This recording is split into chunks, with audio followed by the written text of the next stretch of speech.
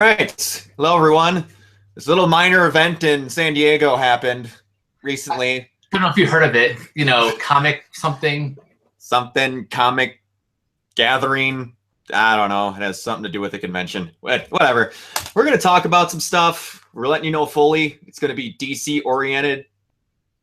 So there's that. We might do something Marvel later, but that would roughly take more time than what we have right now. And we do an Arrowverse after show, and we've got stuff to cover for that. So we're going to keep it in the DC verse. So, Mike, let's go. Okay, before we talk about the television universe, a couple trailers for some pretty big movies dropped. Starting with the first feature film directed by a female and starring one of the most iconic female heroes in comic book history, Wonder Woman. Mm-hmm. So Brock, I'll start with you. Your thoughts on this trailer? I love how brutally honest this trailer is. I so badly wanted this to be a fish out of water story for a good chunk of it, which is Wonder Woman, so it's going to be. But I want there to be a lot of moments in this movie like there was in the last 5 seconds of that trailer. Where Etta Candy's like, oh, I get the door for him. I answer his calls. I do this. It's like, where we come from, that's called slavery. I like this girl. They take advantage of the situations you can bring up with these heroes. That doesn't happen a lot, and I like it when they do that. I have one minor complaint, and then I'll go to positives. There was a lot of slow-mo in the little bit that we saw in this trailer. It's very 300 inspired. It is. And that worked in 300 because that movie was 15 hours long. But I'm assuming that that's not going to be how long Wonder Woman is, so... I'm going to guess the runtime for this is going to be like, I don't know, standard blockbuster, either 2.5 or like 2 hours and 15 minutes. Yeah. And 300 had masses of people that were fighting in slow motion. This has like 6. So it looks a little more awkward when it's just kind of one person doing all the heavy lifting. Yeah, and Wonder Woman's known for being kind of quick when she's fighting because she has above average speed. So I think that might be what they're trying to illustrate by the fact that she's going in slow motion to show what she's doing, but just don't do that all the time. I'm very happy that Chris Pine's going to play Trevor. I think he's going to do really good in that. There's a hilarious meme going around. It's captured from like the beginning of the trailer. Where it's, I think I know what you mean, but go ahead.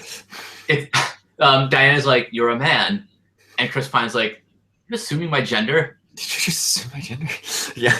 I only find that funny because this movie, and kind of in the comics too, Steve Trevor is kind of the role reversal of the damsel in distress. Mm-hmm. So I made a comment on someone's post like, well, considering the role, I understand the confusion. Mm-hmm. Exactly. And I've heard in interviews that Chris Pine, people were like, you're really okay with being the love interest to the main? He's like, I get to be the love interest to Wonder Woman. Are you kidding me? Yes, I'm okay with playing second fiddle in this film. Why? Who wouldn't? He's such a good sport, Chris Pine. He is. And anyone else that's going into Wonder Woman that got picked to play Steve Trevor's going, well, I don't get to be the main hero. You're an idiot. And you should not be involved with that movie because all you're going to do is bring it down. I don't care how professional you are going in with the wrong attitude.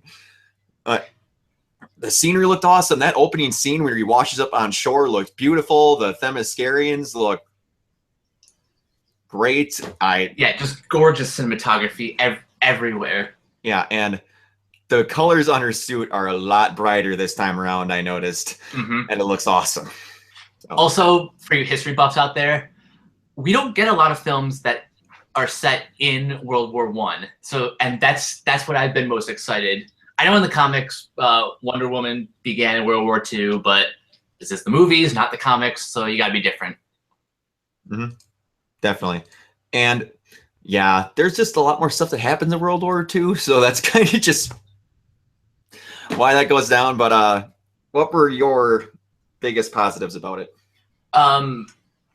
besides the action scenes, which Gal Gadot like nails, Mhm. I know I know you had a small problem with the slow motion, but to be fair, the way that the camera shows Wonder Woman kicking ass, I can totally understand like why they would want to shoot that in slow motion, because they want to savor like all those moments. Mhm. Plus, I can't remember who exactly is playing Etta Candy, but she's perfect. Mm-hmm. Oh yeah. All right. All right. I think we pretty much covered that one. You want to do Suicide Squad next, or Yeah, Big well, Daddy? with the Suicide Squad final trailer, it seemed like a music video, which is kind of cool because they've already done like 3 or 4 different trailers. Not to mention all the character trailers that Mhm. they've been posting this over the weekend. You want to just talk about like everything that we've seen so far? We can. I was going to focus on this trailer mostly, building up to something that really irritated me that got shown in this trailer. Oh, Um, go ahead. Why did you have to show that there's a giant rift that opens in the sky at the end of this movie? Oh, yeah, that. What? Under no circumstances, you've been so vague, so unbelievably vague. And then you're like, oh, yeah, well, the mission failed. We didn't do what we were supposed to. They're going to blame us. And, oh, yeah, there's a big hole up there. Also, probably Enchantress is the villain partially because she changes costume and other things. And I'm like, Yeah, that is a lot to take. That is a lot to take in. what? I actually still don't think that Enchantress is the main villain. She's No, she's probably not, because we've pretty much been told point blank that it's Tattooed Man is common. So, but still. Yeah, but still. Looking up to it, with this last trailer and everything leading up to it, Jai Courtney is finally going to be in a movie, and I'm going to like him. I have a feeling. When he's not playing the lead, he's surprisingly much better. Yeah, you don't put a lot of weight on his shoulders, he can shine. Everyone looks like they're going to have good moments. They showed a clip that I saw today that had the partial start of the date night with Batman, with Joker, Harley, and Batman, and then they like showed a scene with Katana getting onto the carrier and different things. He's like, "Oh, that's nice perfume. What is that? The stench of death? Nice to meet you." Oh, I like her. I like her. It's just they're personifying what the movie should be and needs to be. Every single one of these trailers has been different, but not any one of them seems like it didn't fit. You're right. So every single trailer only added to the excitement, and it just gives the film so many more layers. Mm-hmm. Also, I don't know if you actually watched the Suicide Squad panel, but oh my god, everyone in the cast is just so excited to be there. As they should be. Especially David Ayer, who I think is the most charismatic of all the DC directors. Mm-hmm. Which is just kind of awesome to see. Yes, exactly. He's just always, from what I've seen, I've only seen his movies, which I've all loved, which is why I'm beyond excited about this movie. He just seems like the whole like getting into abyss-filled rage during the first. He just seems very passionate about everything he gets to do, and just him getting to show in the background and like a little bit of behind the scenes stuff you got to see. He just seems like a very fun dude.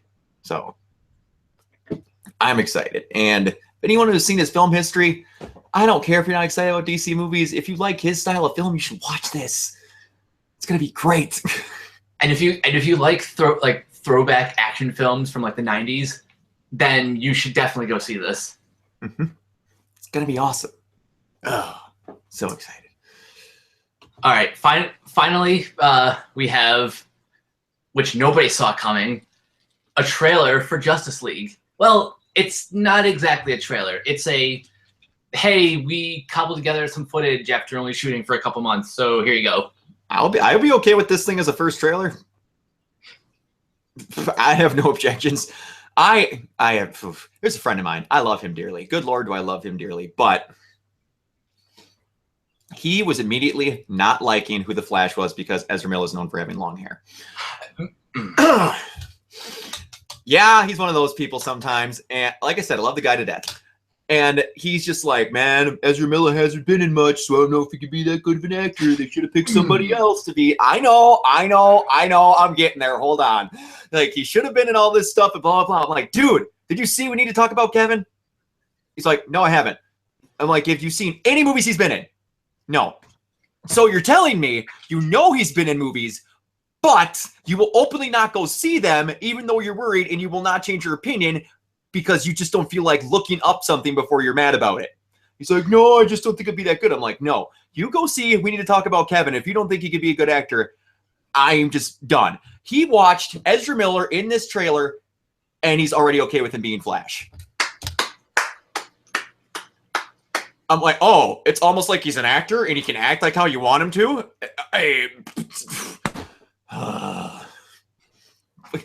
This trailer, Jason Momoa looks scary. Yeah. Like, mad scary. The fact that they put in here, they're personifying their personalities perfectly, in my opinion. Also, to go to that point even more, when Arthur pins Bruce up against the wall. So, I hear you talk to fish. Nothing. Dead cuts out. That is such a Jeff Johns line. Oh, it was so great. They just had to get that in there. And later on, there's going to be some scene where some giant mutated looking shark or something eats an enemy. And he's going to be like, he does talk to fish. Or it's going to be some throwback to that somewhere. There has to be a callback like that somewhere. There has to be. Ezra Miller's suit looks straight out of Injustice. So does Cyborg's. And it's they all look good. Cyborg in one angle, one shot looked a little too CGI-ish, but then my mind kind of adjusted to the fact that he's the first person in one of these comic book movies with good CGI that looks like that. So then I kind of realized I was just getting used to kind of how he looked. Plus, we're still over a year away. They have time to clean it up. Oh yeah, definitely. It was just that little bit was. I love that they are full on. Have a recruitment room where they're talking about how their progress is going. And in a matter, and he didn't directly say, he said no, didn't he? He said no. The chemistry between Ben Affleck and Gal Gadot is just infectious. It's so good. But all right, that's enough of me rambling. What did you think about it? I haven't decided if this is a positive or negative yet, but have you noticed that this trailer did not show a villain besides the fact that they haven't cast Steppenwolf yet, but like all we see is a mother box. We don't see any more parademons. There's no mention of Darkseid or Steppenwolf. Just a threat is coming.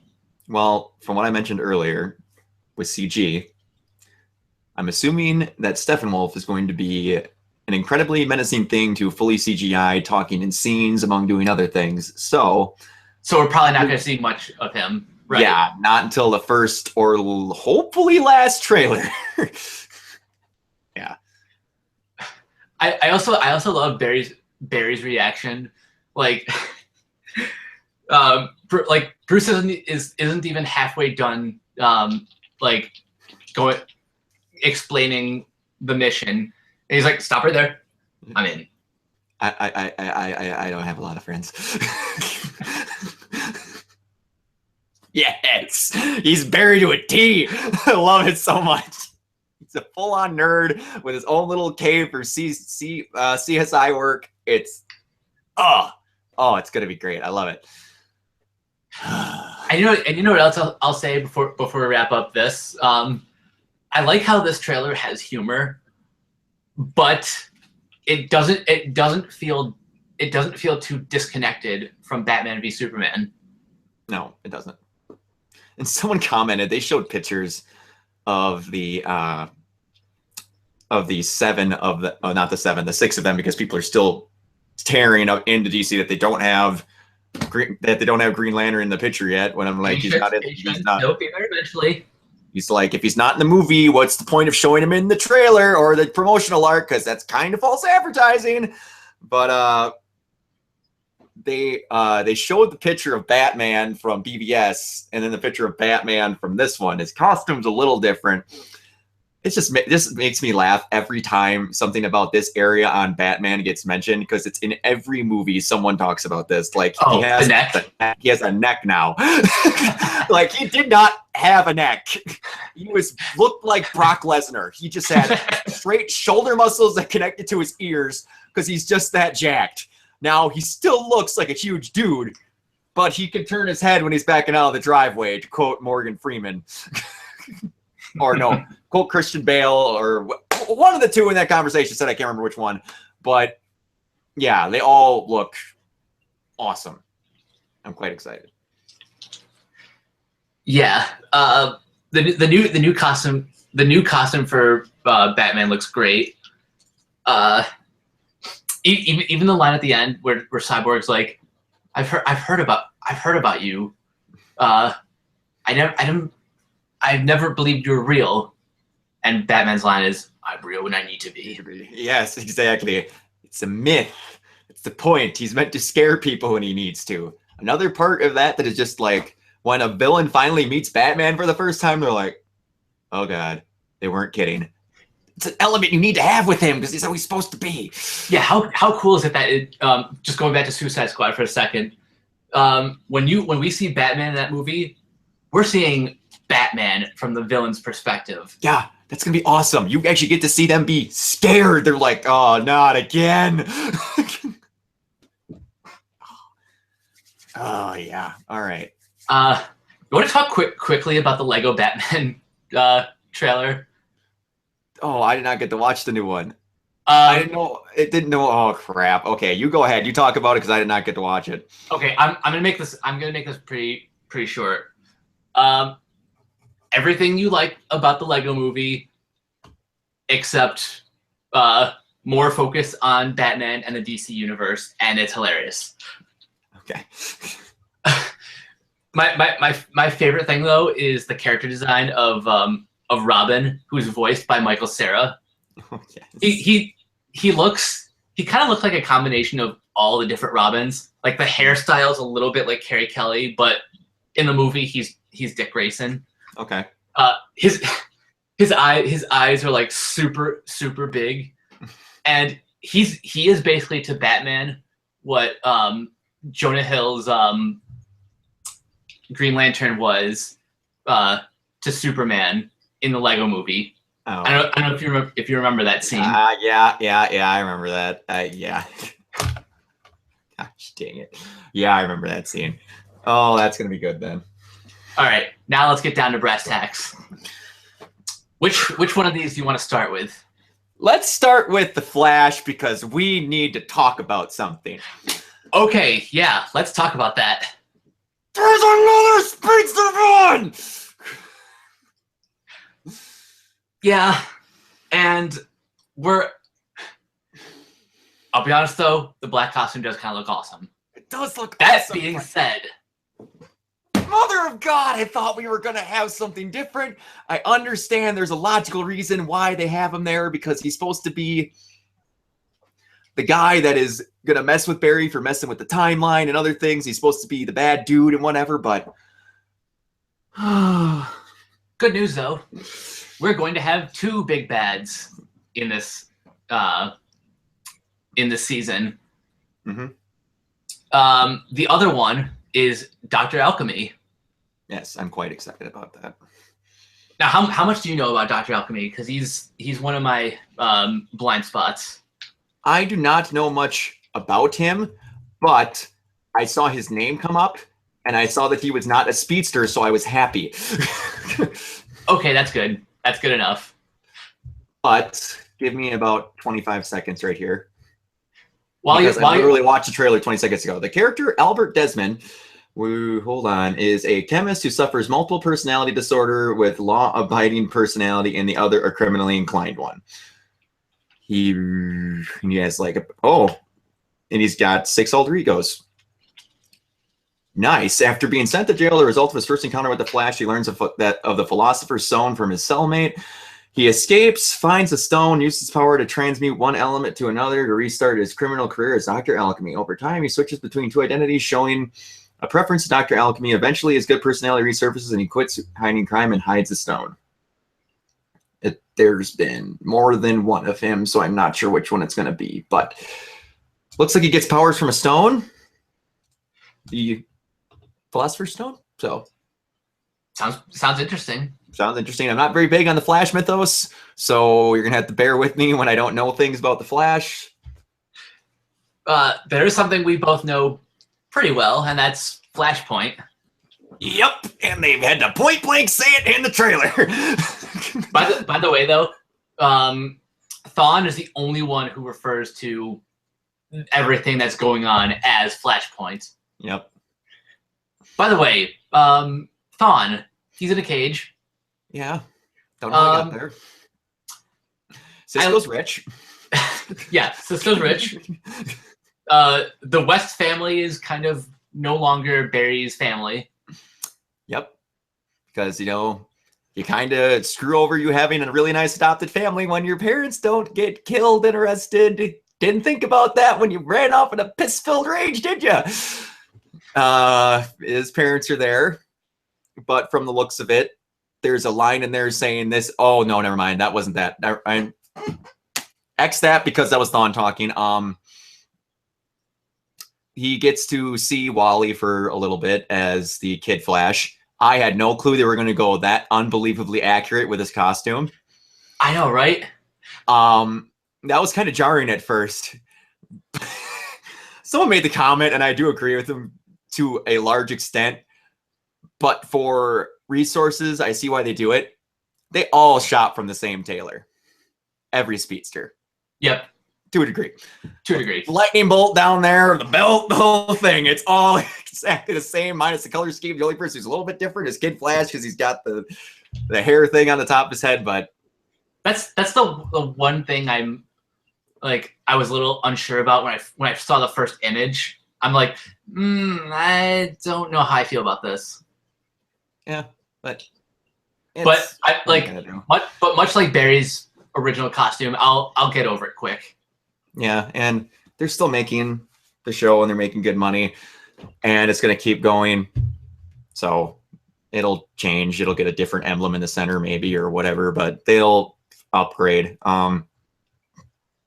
I just hope that at the end of this season, he does another thing to go back in time and that somehow we get to go back to what actual development we got in the past 2 seasons. Yeah, I'm kind of hoping that too. Something I'm reading on thearrowverse.com. This is something you probably want to know about the crossover. If I can find it. Okay, the 4-show crossover may play a big role in the Flashpoint event. So yeah, for those who aren't really caught up, December is going to have a big 4-way crossover between Supergirl, The Flash, Arrow, which will be Arrow's 100th episode. Mm-hmm. That's an important milestone. Oh yeah. And Legend of Tomorrow, which we'll get to soon. Mm-hmm. Something else? Yes, the Flashpoint event will affect Arrow, although it seems like Diggle's the only one who gets like the brunt of the effects. Can you tell me what the brunt of the effect was? Because I didn't see it in the trailer. It's something we'll probably see like during the series. Okay. Because they never made that explicit. This is just stuff that's coming out of the panel itself. Okay, because either this thing happens partway through Arrow's season, or they're point blank lying that it affects Arrow. Because we'll get to it. You know what? I'm going to save that for when the Arrow trailer comes up. because it's basically going to be describing the entire Arrow trailer. So we'll save it. Okay. But part of me thinks they're point blank lying, or it happens later on in Arrow's continuity. It could be the latter. Mm-hmm. Something else interesting. Flashpoint will not undo Barry getting struck by the particle accelerator. Like, he still has superpowers, but because he's not in his own timeline, he's choosing to live a happy life with his parents, as opposed to what happens in the comics. Okay. Which is very Barry-like. Mm-hmm. Choosing his own happiness over, the Earth and his city. Then he realizes that his happiness is not possible. Yeah. All right. I think we got that one pretty much covered. Yeah. Want to do Legends next? Because Legends has a lot of cool stuff that came from that panel. Sure. Okay. Go ahead. I'm actually gonna start with the big positive. Not just from the trailer, but from the panel. We're getting Legion of Doom. Mm-hmm. Yeah. Just let's just stop and spill the roses about this for a second. We're getting Legion of Doom in live action. And it's what I wanted. A group of people that they have to deal with. Thank you, God. And it comes from people who are probably pissed off at the heroes. Yep. We will be seeing Eobard Thawne probably later in the season. Mm-hmm. In the trailer, we see Damien Dark, mm-hmm. who apparently is a Nazi Damien Dark. Yeah. Yes. And Malcolm Merlyn. And this may either excite people or piss them off tremendously. Captain Cold will return. He's part of this CW universe deal that a lot of these actors are signing now, and he will return as a villain. This is a positive and a negative. On the one hand, if they seriously upgrade Wentworth Miller to have really badass gear, or just make him into the New 52 version, I'll be okay with that. Mm-hmm. But as a fan of the hero from the first season, I am kind of bummed. Yeah, he got the development. It's whatever. They're going to try and work in time travel along with someone messing with a timeline. So I'm just happy we're going to see Wentworth Miller. But it's not the way I wanted. I knew we were probably going to see him because they made this big, the CW's back, baby, and we're going to have everyone. And on the front of the poster was Captain Cold. I'm like, what? You just told us he was gone to be doing producing, but he's back now. I'm like, okay, whatever. You made your bed, you're going to lie in it. But I hope that if he's a villain, we get more than one episode and possibly later on more of him as a villain. Possibly. Yeah. What else? Oh yeah. We have the Justice Society, mm-hmm. and confirmed to be in the show, though not all of them season regulars, Stargirl. Yes. Obsidian. Ooh. With a caveat, but I'll get to that in a minute. Dr. Midnight. Mm-hmm. Commander Steel. And Vixen, but again, with a caveat. Of course. I know Vixen's caveat. I'm pretty sure we talked about that. We did, but there's another detail to it. Mm-hmm. First of all, she's not played by the actress who voices her on the animated series, which is getting a second season. Yep. Or it's a different actor, but it's also a different character. It's not Mara McCabe. Okay. It's her grandmother. Okay. So that's interesting. Okay, so that makes sense why she would not be playing it. Exactly. I like this. I like this because it's not like they're replacing the other actress. It's just she's busy on another show, so I guess it's easier for her to commit to a voiceover role than it is to commit to being a series regular. Yeah, I heard you're saying. Also, it seems like if I can find it, only as of now, only Maisie Sellers, who is playing Vixen, and Nick Zano, who is Commander Steele. These are the only two Justice Society members who are going to be series regulars, which is kind of cool. I'm always good with some Stargirl. Oh yeah. Yes. You said, by the way, Obsidian's caveat, by the way. Oh yeah. Obsidian's caveat.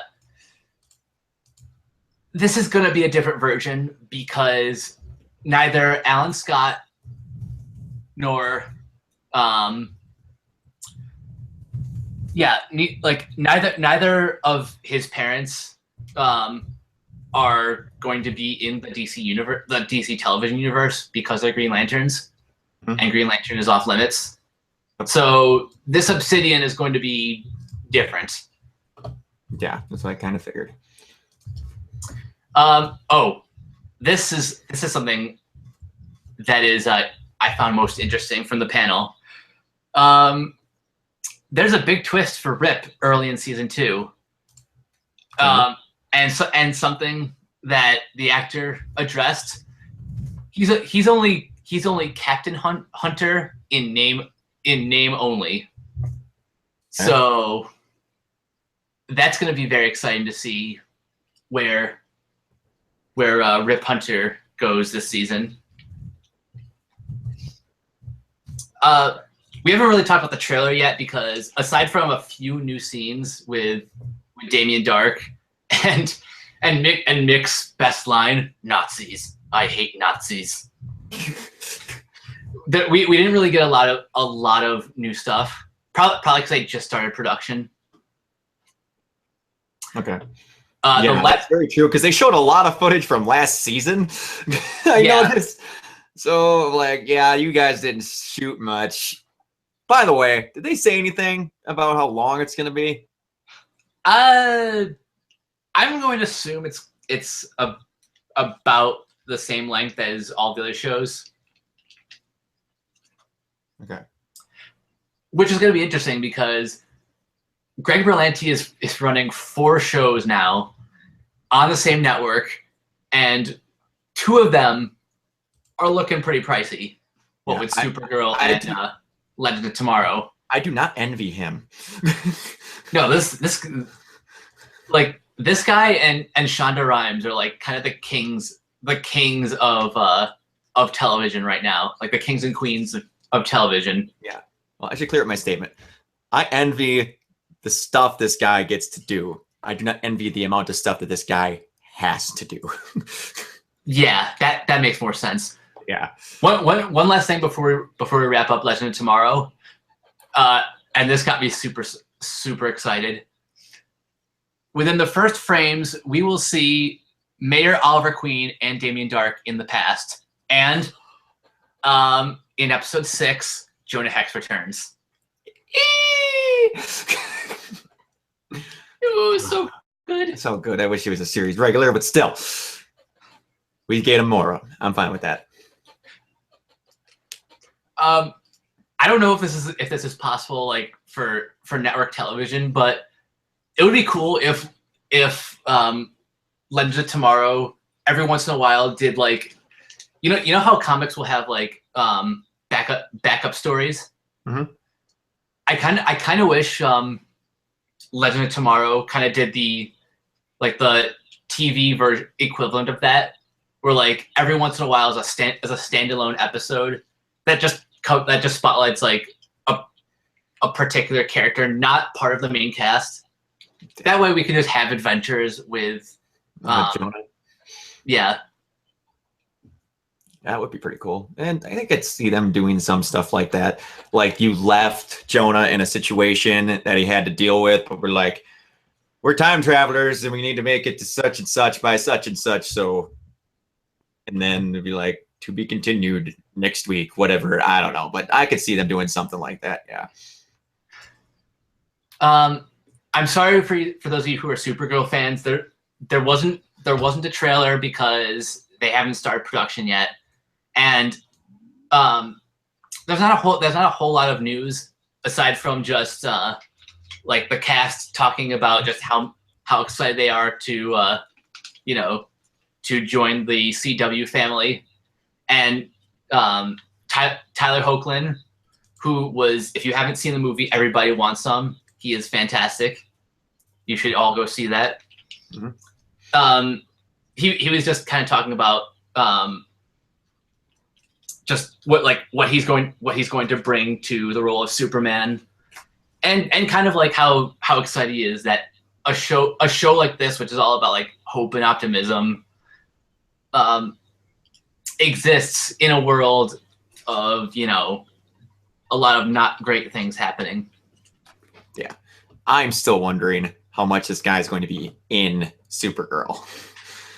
Yeah, that's still a question mark, but I am very anxious to see what happens. Mm-hmm. Before we get to Arrow, there's another piece of news that came out. Katie Cassidy has joined the CWTC universe deal along with John Barrowman and Wentworth Miller. But that comes with a caveat. I mean, that's all scenes in the past. Well, yes and no. Katie Cassidy is not gone forever. Well, she's going to be on the animated series, right? Yes, she's going to be on Vixen season 2. She joins John Barrowman and Wentworth Miller in signing a contract that will allow her to appear throughout the various Arrow universe shows, but the Laurel you have grown to love Laurel will not be on Arrow, but she will be in Flash and Legends of Tomorrow. Mm-hmm. And maybe they mean specifically Laurel from Earth 1. Yep. Laurel from Earth 2, however, is fair game. Of course she is. Because she's awesome. Because she's awesome, and it's DC, and they're like, we told you we were permanently killing Laurel. We didn't say the other one. Good stuff. Good stuff. All right. You ready to talk about Arrow? Yep. And I'm going to start with how they are pretty much point blank lying about how this affects Arrow, because they end the show with, by the way, the big "we're saving what Laurel said" till the end. Nope, we get that right away. We get that right away. And it's like, I don't want you to work alone. I know you're going to try to. You made us wait a whole season for that. You were saving that for a trailer specifically. You were waiting to show this trailer and be like, hold on, Katie, we're going to have you say 6 or 7 things and we're going to record them all.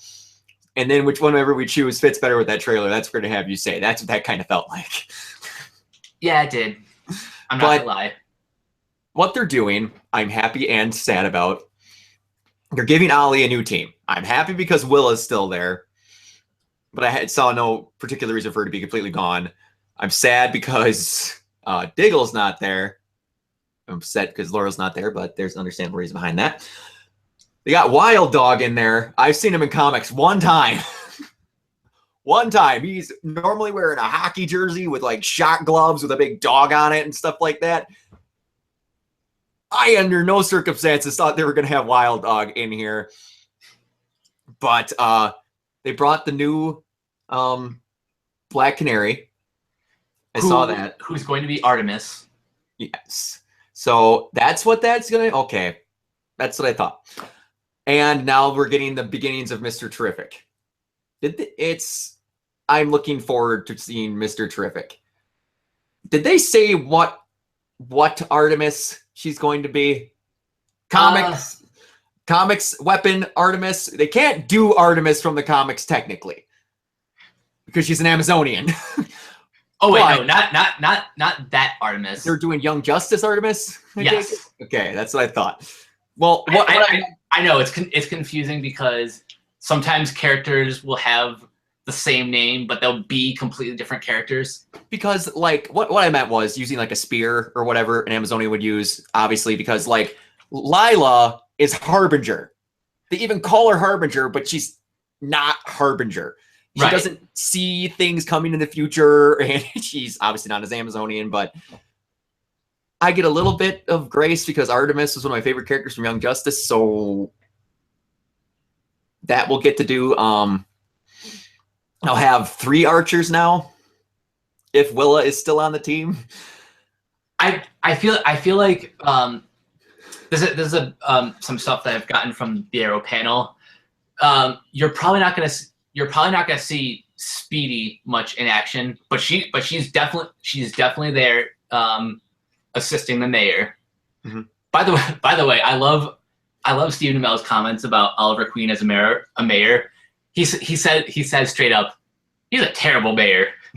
As he's going to be, because the situation he was in, he's picking up a lot of scraps. Also, the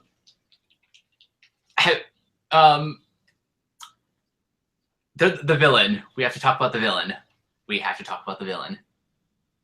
Mm-hmm. Do you know who the villain is?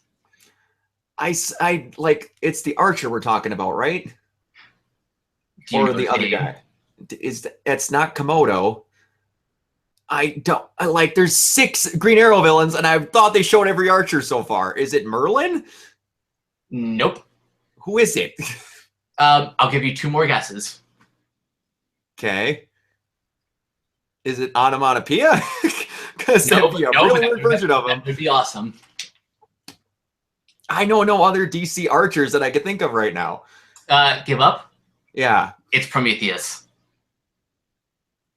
Hold on. They said at the panel that was Prometheus? Yep. Why does he have a bow? Okay. It's not going to be exactly the version from Grant Morrison's Justice League run, but it does make sense a little bit why he looks the way he does, because there's no Batman in this universe, so he's not gonna look like he's not gonna have like the traditional Prometheus costume, traditional Prometheus armor. I get that, but they're gonna have to have something other than that name, in my humble opinion. I'm okay with you changing people around because, like I said, Layla's freaking Harbinger. You need to have something. His costume would better at least be purple. Something that shows that that's Prometheus other than using his name, because then you're just using a dude's name. Because he has fought Prometheus. He has. Yeah, I've known that. It's not something he hasn't done, so if people are going to complain about that, they can shut up. I just need something. Because they had Lonnie Machin, and he looked like Anarchy. True. But I think I know why they're choosing Prometheus as the villain. I've heard this a lot, like in interviews about season 5, that this is Oliver going back to basics. Mm-hmm. They've kind of repeated that soundbite a lot. So it kind of makes sense that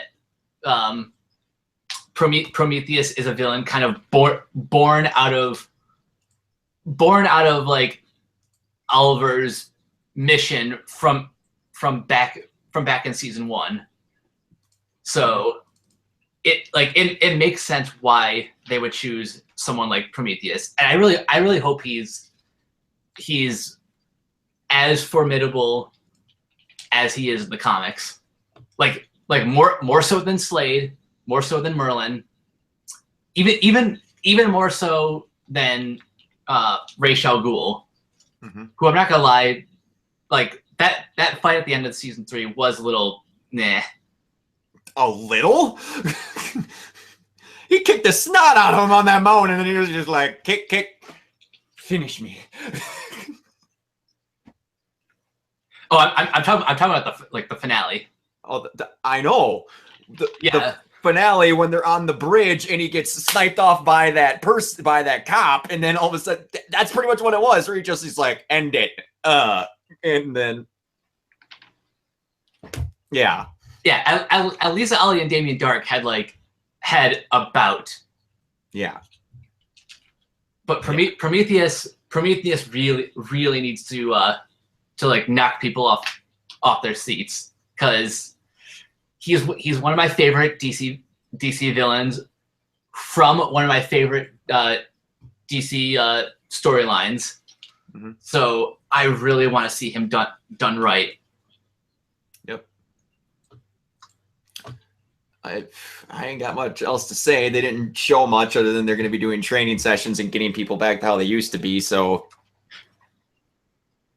yeah, the only other thing I have right now is the four-part crossover. Like I mentioned, it's gonna be pretty important for Arrow, since Arrow's episode is the 100th episode of the series.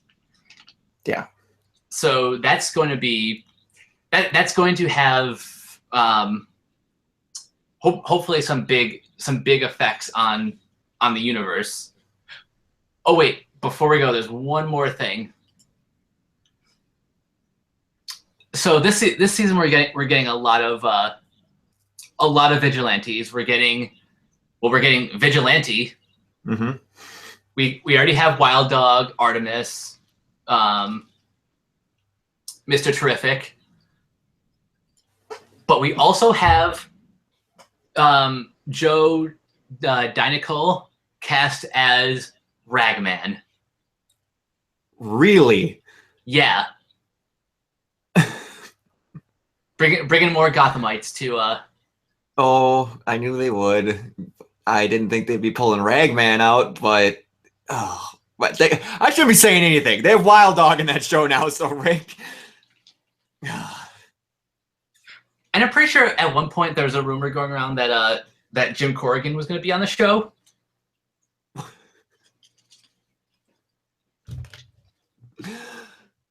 Oh, that would be great. It would be so awesome if he came. Well, like we said before, Arrow has roughly 6 villains, so they kind of need to use what they can. I like everything I'm hearing about season 5 so far. I'm liking that they're going kind of back to basics. I like how there's a mob element due to the events of last season. Mm-hmm. And due to Oliver being a terrible mayor. Yeah.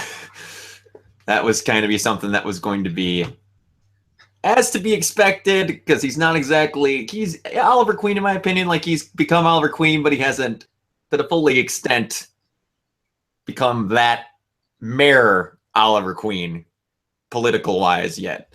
And he'll get there. Oh, he will. I also like how Star City is quickly becoming All Star City.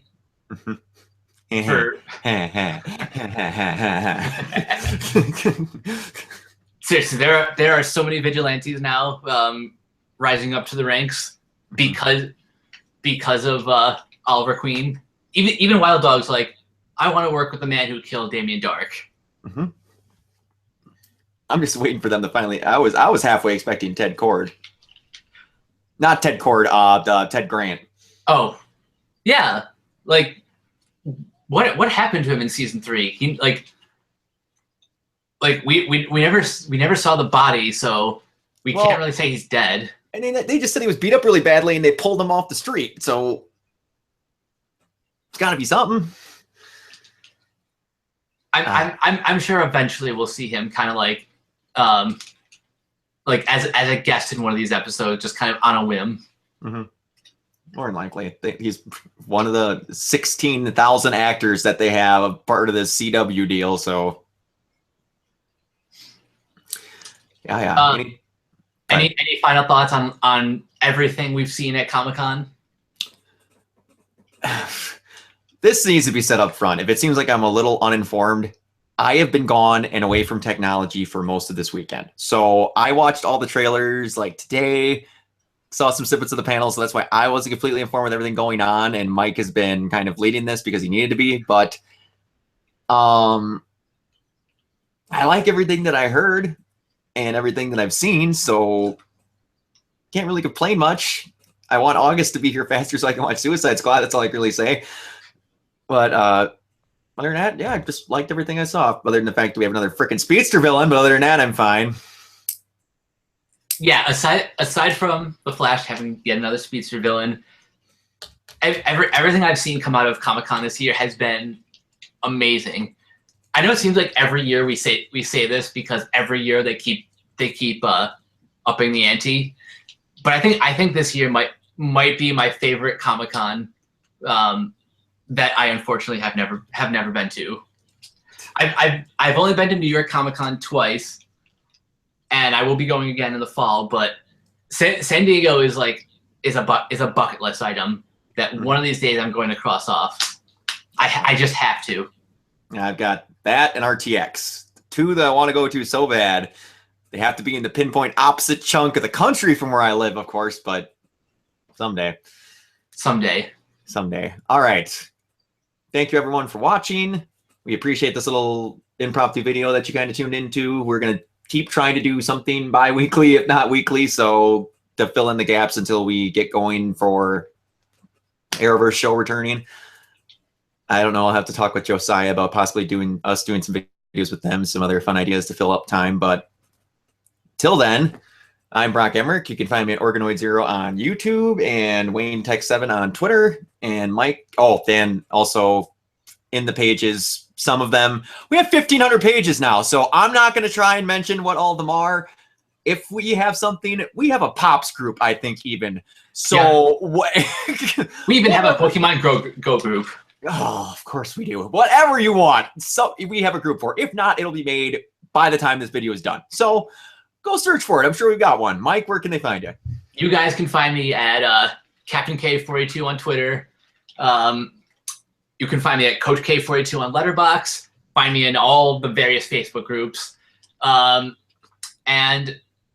last but not least, subscribe to both the YouTube channel, geeksgamers.com, and sign up for the website, which you have.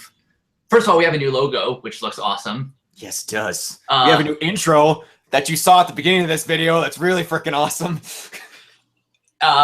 And we still have geek points. You can win a bunch of. You can get a bunch of those raffles. The geek boards have all various fun topics. And if you're sharing articles from our site, we now have thumbnails that aren't just the generic logo. So that's good news for those who enjoy our content. Yes. Overall, we're at a pretty exciting phase of Geeks and Gamers now.